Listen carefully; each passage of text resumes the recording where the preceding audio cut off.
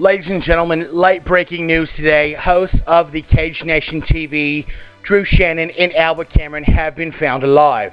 They have been received well by family members and friends, and they are said to be in very, very good spirits. Right now, they're focusing on getting back into recording Cage Nation TV and bringing MMA news. They've been gone quite a long time, and we're very, very glad to have them back on Cage Nation TV. Let's go!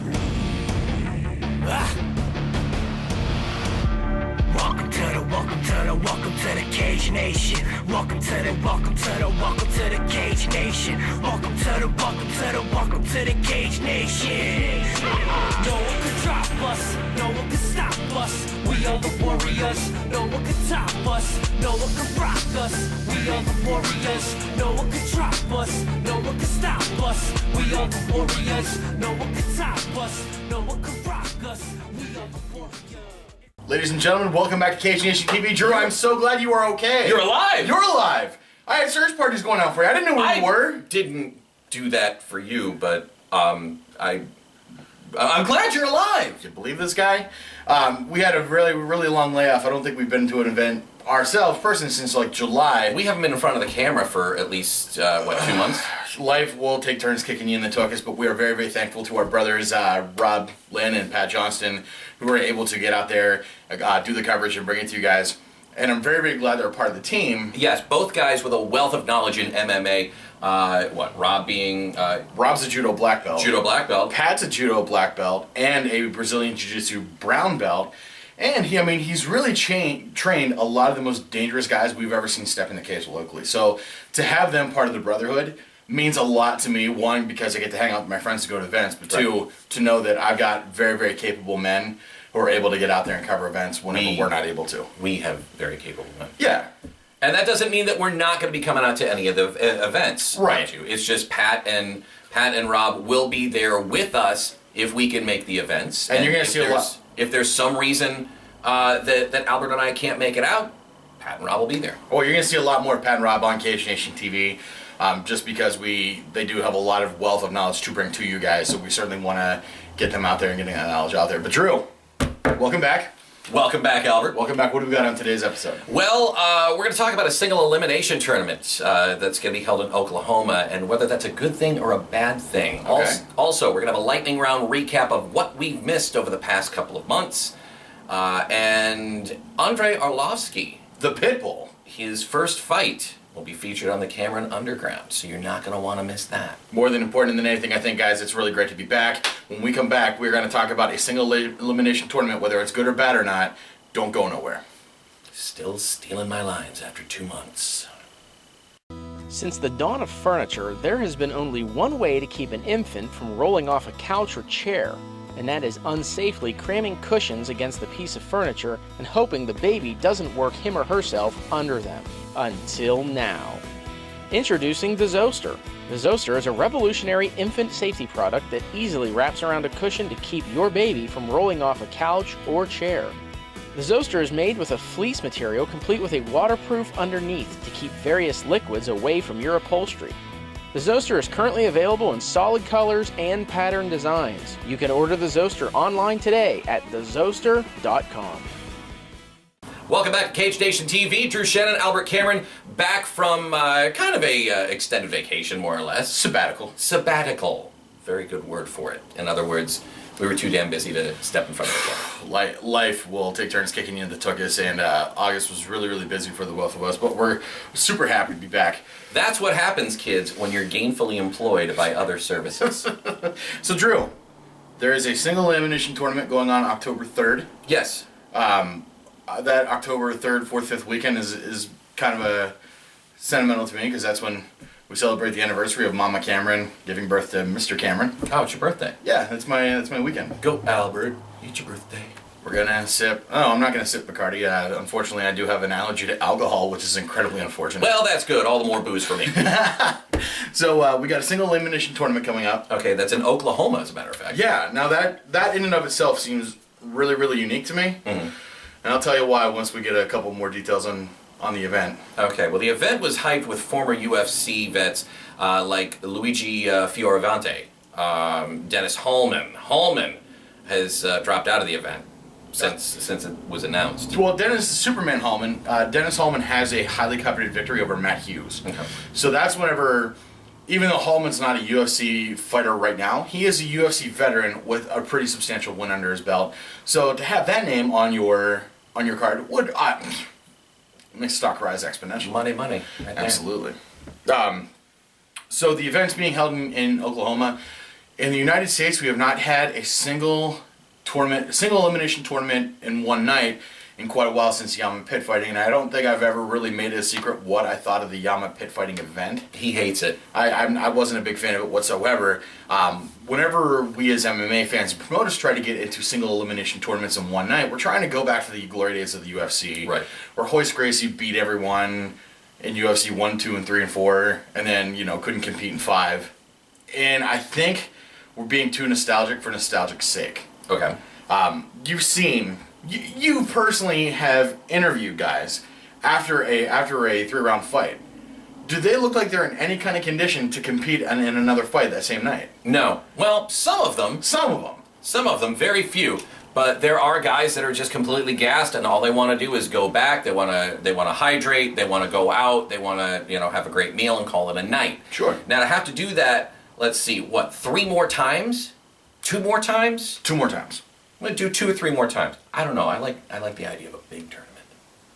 Well, the first UFC. Have them do it 3 more times. So you're a big fan of a 16-man tournament as opposed to an 8-man. Why not? More bang for the buck. Well, that's great considering Bloodsport's now on Netflix. So that was a big awesome. Movie. But consider the following. Do you remember after Charlie Gathers beat Greg Malloy for the title? Right. And he had the pneumonia set in? Exactly. Do you think he could have gone on to fight 2 or 3 more times after that fight, considering the condition he was in? I don't know. The way Chuck was looking that night, maybe it's a possibility, but probably not.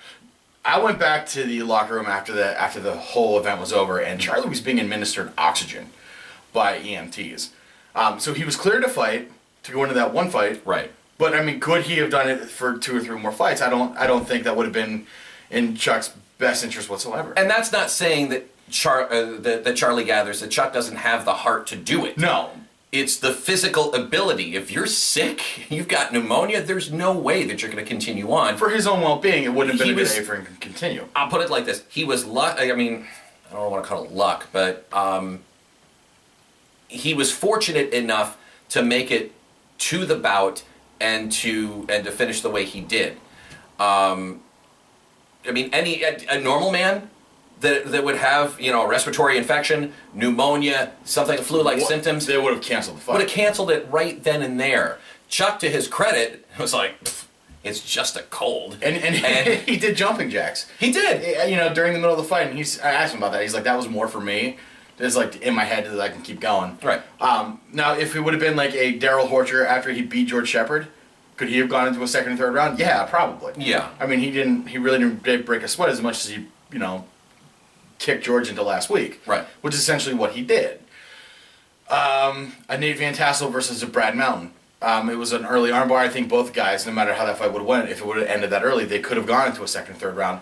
The point I'm trying to make is, I don't think single elimination tournaments for one evening are great ideas. I think that it's too much hazard on the body. Okay. There's a reason why Pennsylvania does not allow them, and that's because Greg Serb has everyone's well-being in mind, including yours. I mean, there's a reason why he'll pull a guy off of a fighter if he's getting rowdy after a post-fight. Right. He's looking for everyone's well-being. So it's kind of interesting that Oklahoma's going to sanction this, but no other state in the union would. Well, Oklahoma's just a different breed of cat, I guess. Now, as much as I don't like bringing problems, as much as I like bringing solutions, right. I think there is a way around that. Now, how could you get around that? That would be the multiple event Grand Prix style tournament. Pride FC was a very big fan of doing the Grand Prix style tournaments. So we're talking not one night, but doing a single elimination tournament over the course of, maybe 2-3 nights? An 8-man tournament could be fought over 3 events. Okay. So, I talked to the old promoters of Complete Devastation about this. Like, hey, I think it'd be a good idea. I think it'd be something new to bring to the tournament. So, we have 8 guys. Mm-hmm. Okay, so let's say we have 8 lightweights. And so our first event, pretty much the entire card would be the 4 tournament fights and then maybe 2 super fights. Okay. Okay. The next event would be the semifinals, where the main event would be like a super fight. The co-mains would be the semifinal fights, and then the rest of the card. Third event, the main event would be the tournament finals. I think it's one, healthier for everybody. Right. It's a great way to get people invested in your promotion, and those kind of dramatic fights. You have a chance to talk to people after their first round win, to be like, hey, how did you feel about that? How can we, how are you going to change your game plan? It's a lot more invested a way of doing a tournament. Whereas I think single elimination tournaments, especially these days, are extremely dangerous and not really that positive for anyone's well-being. All right. Well spoken, well said, and Thank you, sir. we'll just see how all that goes. Yes. All right. Are we going into our next segment, or are we going to take a break? I think we should. I think we've been away for so long. I think now's the time to go hard, or we can just go home. I think we should get into the catching up on what we missed. Let's do it. It's the lightning round. WarMachine. The WarMachine has officially been shut down. Yeah, it has. Those gears are busted. Yeah. Thanks to the Las Vegas area police department. And, of course, he was captured and arraigned for the alleged beating of a young lady, Christy Mack. Now, here's what gets me about people talking about WarMachine and Christy Mack. I am tired of hearing that Christy Mack was a porn star. What difference does that make? So what? It doesn't make any difference. I mean, the fact is, John Copenhaver identifies himself as a war machine who is a dangerous human being with very, very dangerous skills, and unfortunately, he used those skills on a person who did not have equal skills and could not defend themselves as such. So, I mean, of course, the United States judicial system, he is innocent until proven guilty, but for that alleged beating, that was... Her being a porn star means nothing. And of course, when you mention that, of course, we can't go without saying the whole, and we're just switching gears in the sports world, the Ray Rice incident. Right. It kind of falls. I mean, now he's not going to be facing criminal charges or anything like that, but I don't think he's ever going to play a lick of football, even in a peewee league or whatever. He won't even be coaching ever again. Well, didn't I just see that someone got arraigned for child abuse because they hit their kid with a switch? Yeah. Yeah. And then I don't follow football. I'm not sure what the name is, but okay. But I think there's a big difference between it was one of the Minnesota Vikings, I believe. WarMachine assaulting somebody and then a kid getting hit with a switch. I mean, honestly, Drew, we're old enough that if your old man said you're going to go get a switch, it wasn't child abuse; it was child rearing. Yeah, but these are different times now. They are. But back to the Ray Rice situation, though. Well, we are people who watch people get punched in the face for fun. Right. And the punch that Ray Rice's girlfriend took, that was excessive. That was extremely excessive. Now you've got, and you even have women. Ronda Rousey. Well, I'm talking Whoopi Goldberg made this statement, and I heard it on the news the other day that, hey, ladies, if you don't want to get hit, don't hit a man. If a woman hits a man, the man has a right to hit you back. I don't subscribe to that point of view, and especially in this case, she slapped him, she hit him, he cold-cocked her, knocked her out. That wasn't, I mean, I don't know. I just don't find that, I find that to be excessive, quite excessive. Yeah. But if a woman hits you, I mean, just be like, back off, whatever. Yeah. I mean, if she's coming at you with an implement of destruction like a gun or a knife, or, whatever, then maybe you've got a reason to defend yourself and be like, all right, but if she's just going to smack you, and then you haul off and you belt her to the point where she's flat on the ground, cold as a mackerel, and you have to drag her out of the elevator, that's got to say a lot for your character. Right. So, I mean, I guess it's just been an incredibly bad summer for celebrity athletes. Exactly. Right. So, John Copenhaver, hopefully justice finds it before the Gen Pop does, I guess. Yeah. So, yeah. All right. Brett Showtime Schoenfeld, taking a look at some local fighters in the area, made his World Series of Fighting debut. Of course, World Series of Fighting 13 was on NBC Sports, that channel. The undercard was online at WSOF.com. Thank you.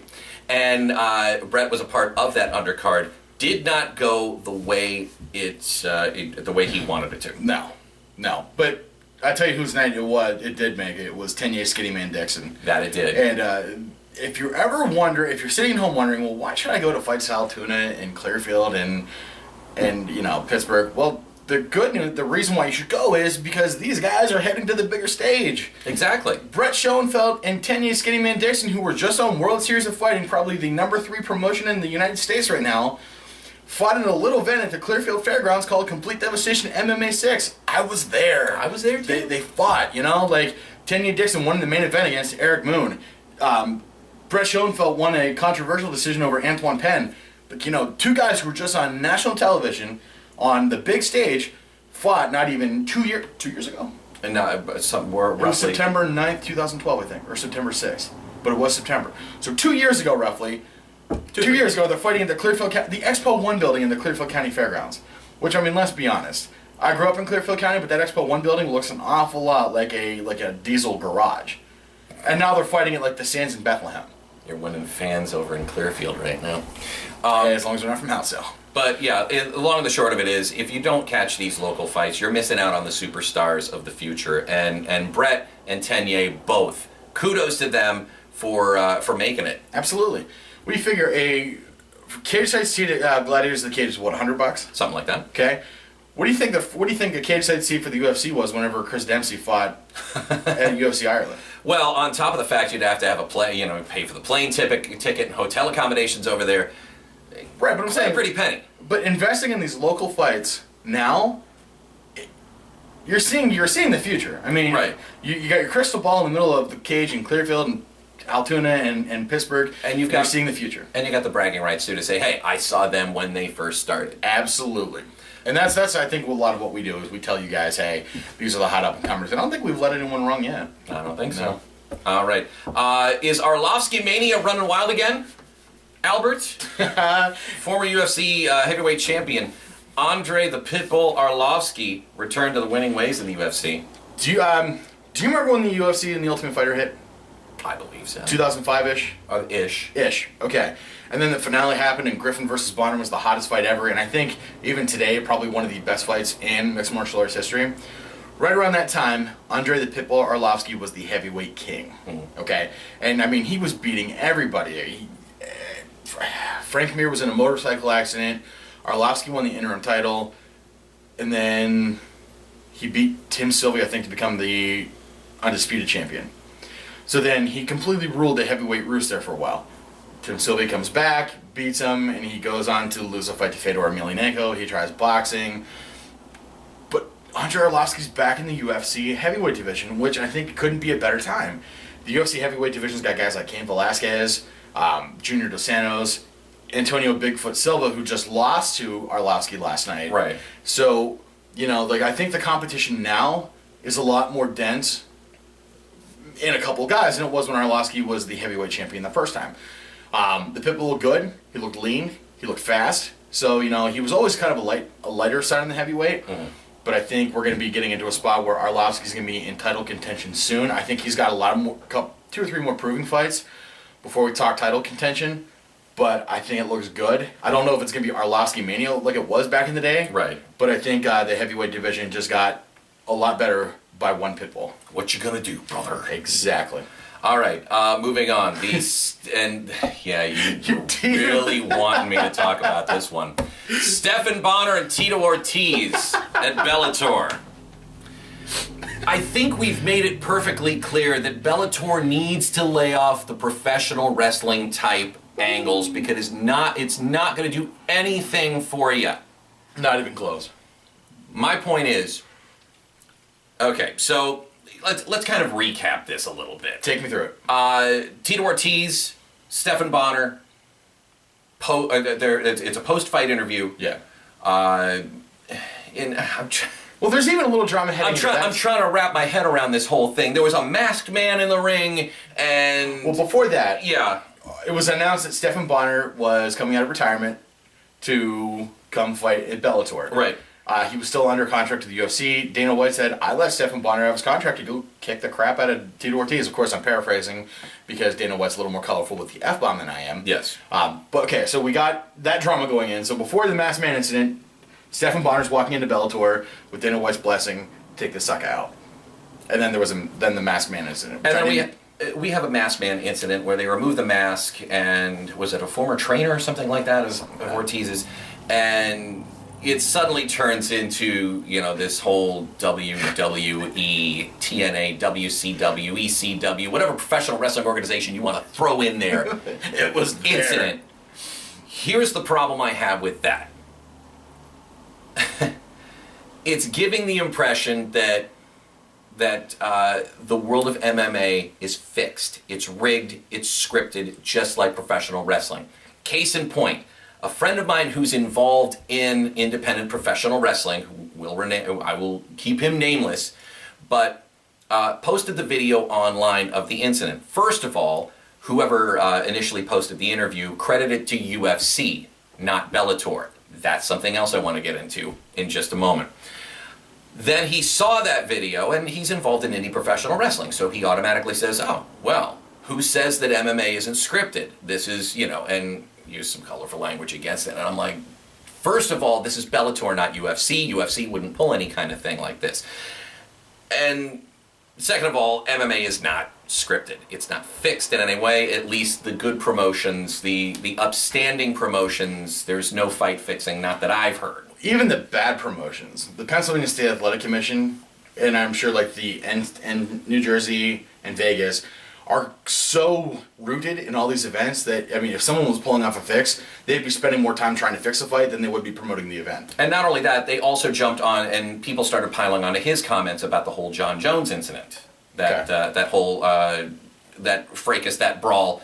And everybody's like, oh, that was staged, that was told WWE. Well, yeah, it not necessarily has to be that way.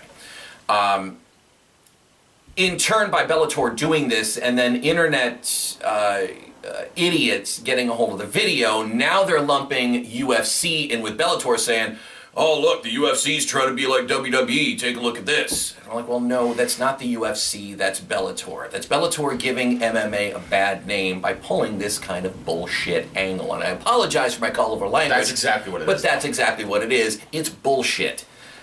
Pro wrestling, and I will say this, I'm a pro wrestling fan, always have been a pro wrestling fan, will be a pro wrestling fan till the day I die. I plunk down my $9.99 a month, every month, for a 6-month commitment to the WWE Network. And I'm not getting paid to say that. How much does the WWE Network cost? Why, I'm glad you asked me that, Albert. It's $9.99 a month for a 6-month commitment. Now, that being said, I really don't like it when you mix, Okay. I like it when they mix my peanut butter into my chocolate, my peanut butter. I have Reese's Cups. That's great. But when you mix my pro wrestling in with my MMA and my MMA with pro wrestling, not a good thing. 2 things I'm going to say about that whole situation. One, Bobby Lashley being the TNA World Champion right now, his ability to fight MMA and is called into question because he has professional wrestling commitments. I mean, like, that's kind of convoluting some stuff to me. Well, I'm going to give TNA until, October? Didn't their network deal just get pulled? That's why. I'm going to give them until at least mid-October until they're done completely. Because at this point, from what I understand, and I don't have any other news contrary to the fact, the TNA, the deal with them and Spike TV, done. So they've got until, I believe, October until, find a new network to go on. And if they don't, then they lose their TV deal.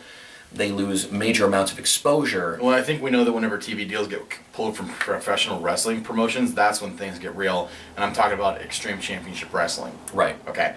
So Bobby Lashley not being able to compete in MMA because of professional wrestling and, title, that really just kind of convolutes things. It confuses things.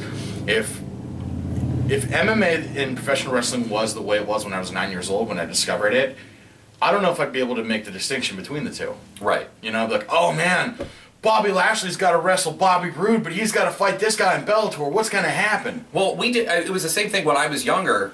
They started the when shoot fighting started to be popular, and we got a hold of a videotape with Bad News Allen, who competed as Bad News Brown in the old WWF.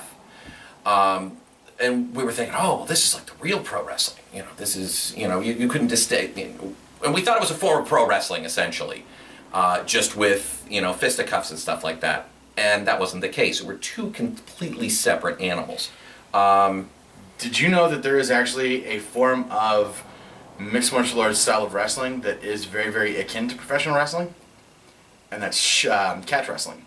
Okay. And you might have heard Jim Ross say, catch as catch can. Right. Catch wrestling. That's what he's referring to. Catch wrestling. So Josh Barnett recently beat Dean Lister at Metamoris 4, which was a huge deal.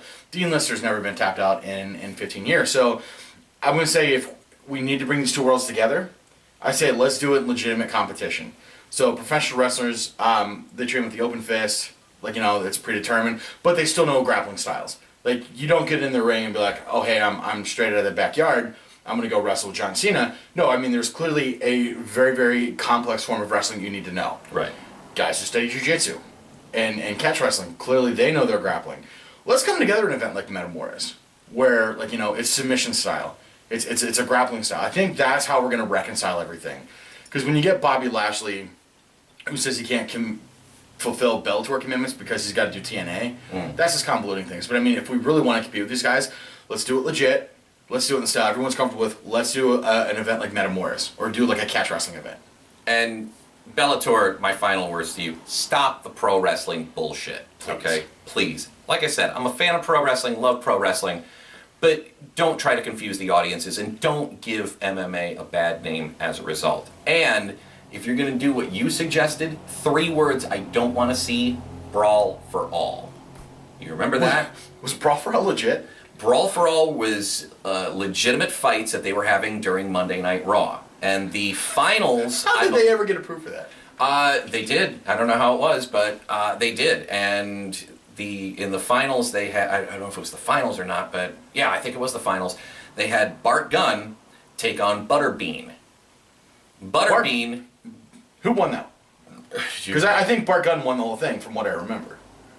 Bart Gunn won the tournament, except for the fight with Butterbean, in which Butterbean pretty much clocked him in like 5 seconds. Knocked him out. That was it. See, if I remember... And you never heard... And there was never another Brawl for All segment ever again. If I remember the Brawl for All, I remember Bart Gunn, Mark Merrow, which was being touted as having a boxing pedigree, so I was watching that thinking, man...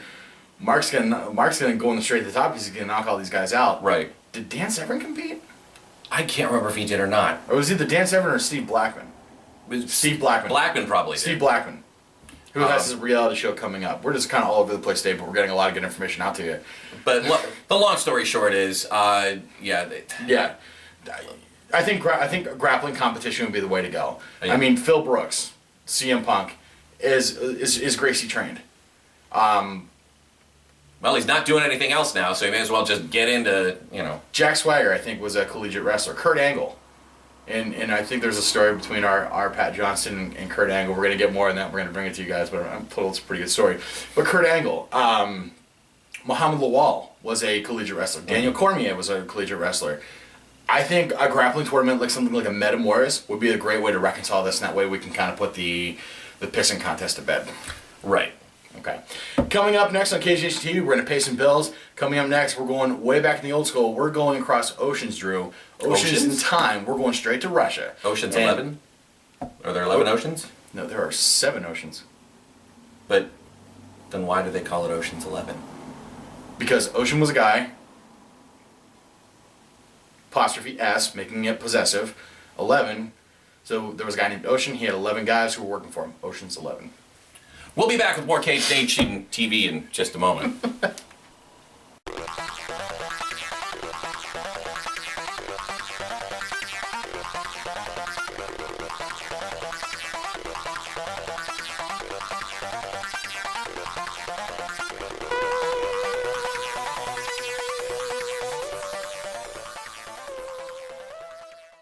Welcome back to Cage Nation TV. Drew Shannon, Albert Cameron. I just realized, looking at the monitor, Drew, I am practically a floating head. The black sweater and the black background. You are? I'm a floating head. It's really, really good to be back doing Cage Nation TV. I really missed it. I know, I did too. It's great to be back. All right, I think from what I'm told, Drew, we got a pretty big fall coming up. Pinnacle FC is doing their traditional Thanksgiving Eve event, which will be on a Wednesday. I know Gladiators of the Cage has got a big one coming up. Of course, Complete Devastation MMA 10 will be coming down November 1st. And we're looking forward to that because Absolutely. Albert and I will be involved in that once again. I just spoke with Drew Daria. As a matter of fact, was it this week or last week? It's been a week or two. And I will be, once again, cage side with you. We'll be doing the cage announcing, and it is official. We will be doing the national anthem, and I will be singing it. So. That was one of those things, like, there have been times where I've been to events they have not done the national anthem. And then there have been times that they've required it. I think for a place like the Jaffa Mosque, yeah, it was a great place to do it. Yeah, exactly. So speaking of fights, Drew. All right, let's. Speaking of fights, have we not been? I dug deep into my dinosaur brain again, thinking like, man, wow, how far back can I go? Because you're old. Yes, I am. I'm going to be 30 soon. I hate you. Thank you. So I'm thinking back, like, what fight could I possibly bring? Because I mean, I've been watching fights for decades, plural decades. Okay. Yeah. So Trying to wrap my head around that with the last statement you just made about your age, but go ahead. Well, you figure if I started watching when I was 9 and I'm 29, 2 decades worth of fights. 9 to 19, 19 to 29. Oh, 20 years. Yeah. Mm-hmm. Decade. Yeah. Anyway, math was never my strong suit. So I'm really excited about Andrei Arlovski coming back to the UFC and bolstering the UFC's heavyweight division. That I found a video that is claiming to be Andrei Arlovski's first professional MMA fight, all the way back in Russia. We've actually taken the commentary out because it's in Russian. I can't understand it, and it's kind of slows down the pace of the fight. So you're gonna get a great taste of the Cage Nation TV theme song, but. Right now on the Cameron Underground, Andrei Arlovski versus some guy that I don't read Russian, couldn't make out. Let's go to it. Let's go.